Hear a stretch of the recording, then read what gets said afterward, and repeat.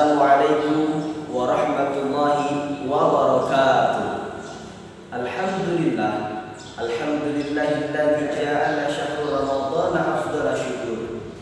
Asyhadu an la ilaha illallah wahdahu la syarika lah, alladzi ja'ala as-sawma husnan li awliyaihi wa jannah wa fataha lahum bihi abwabal jannah. Wa asyhadu anna sayyidana Muhammadan 'abduhu wa rasuluhul mustafal mukhtar wa ala alihi wa sahbihi wa man tabi'ahum bi ihsanin ila yaumil qarar. Amma ba'du. Hadirin sahabat Darul Mu'min Official rahimakumullah. Puja serta puji syukur kita kehadirat Allah Subhanahu wa taala yang telah memberikan beribu-ribu macam nikmat kepada kita sekalian, terutama nikmat iman dan Islam, nikmat panjang umur, serta nikmat sehat walafiat, sehingga kita semua bisa melaksanakan ibadah puasa di bulan suci Ramadan ini. Salawat serta salam semoga terlimpah curahkan kepada paduka alam, sanjungan semua insan yang tak pernah lekang di telan zaman, Nabi besar yang pernah hidup di muka bumi ini, yang telah diciptakan oleh Yang Maha Besar, junjungan kita bersama Nabi besar Muhammad sallallahu alaihi wasallam. Dan tak lupa pula salam takdim kami kepada pimpinan Pondok Pesantren Darul Mu'min Al-Maliki Al-Mukarram Sahibul Fadilah Bapak Kiai Haji Mustafa Mugni. Semoga Allah memberikan keistiqomahan kepada beliau, amin ya rabbal alamin, dalam mengayomi kita semua selaku putra putri kebanggaan Pondok Pesantren Darul Mu'min Al-Maliki. Saudara-saudaraku yang dirahmati Allah Subhanahu wa taala, mari kita bersyukur kepada Allah dengan mengucapkan alhamdulillah bahwa pada sampai saat ini, sampai detik ini, kita sudah sampai memasuki fase yang terakhir di bulan suci Ramadan, di mana kita sudah memasuki fase yang ketiga. Fase yang pertama yang disebut rahmat kasih sayang Allah, kita sudah lewati, sudah kita jalani di 10 hari pertama bulan Ramadan. Fase yang kedua yang disebut ampunan Allah sudah kita lewati, sudah kita jalani di 10 hari pertengahan bulan Ramadan. Maka dari itu, mari kita gapai untuk mencapai ampunan dari Allah Subhanahu wa taala dengan cara berzikir, beristighfar kepada Allah agar senantiasa dosa-dosa kita diampuni oleh Allah Subhanahu wa taala. Rasul manusia yang tidak punya dosa, tapi beliau dalam hadis tidak lepas dari 100 kali beristighfar setiap harinya. Untuk apa? Takliman li ummati, mendidik kepada umatnya agar umatnya beristighfar.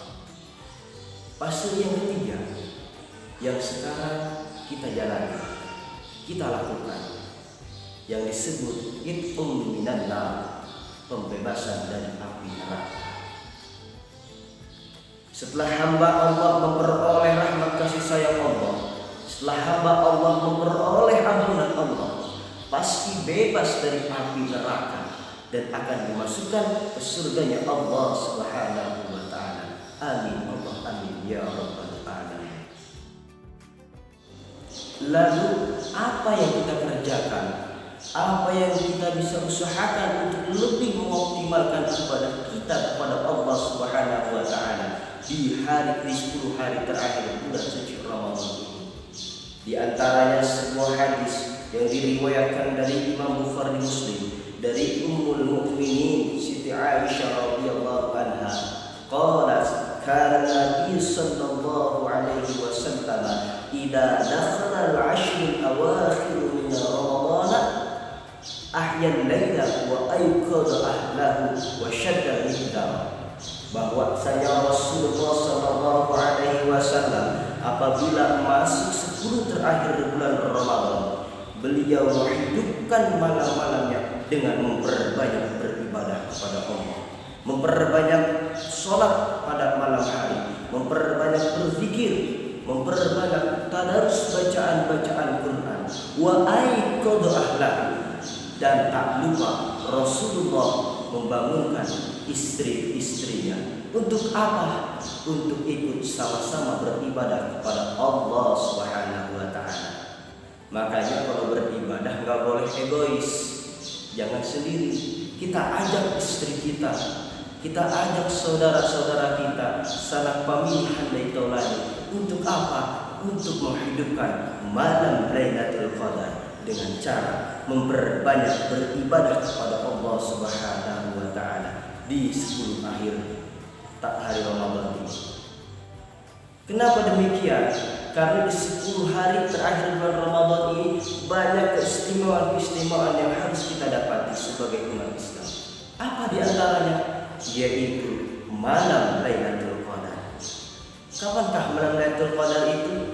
Wallahu a'lam, tidak ada yang tahu. Sebagai ulama mengatakan malam Lailatul Qadar turunnya jatuh pada malam-malam ganjil.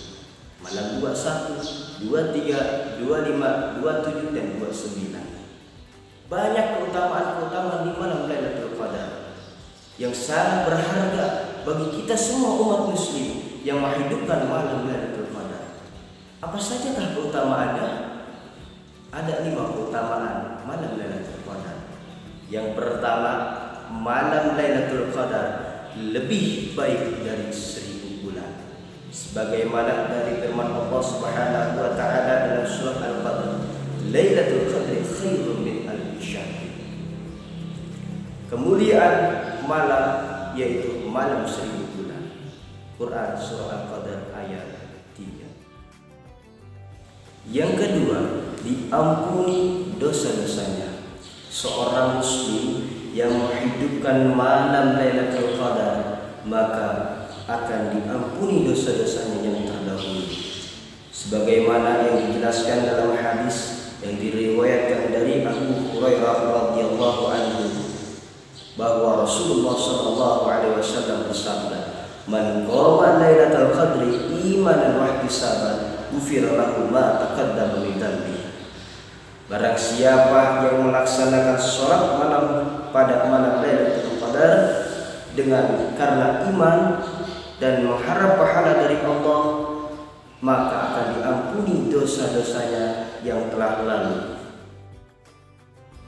Yang ketiga, malam Lailatul Qadar merupakan malam yang penuh berkah.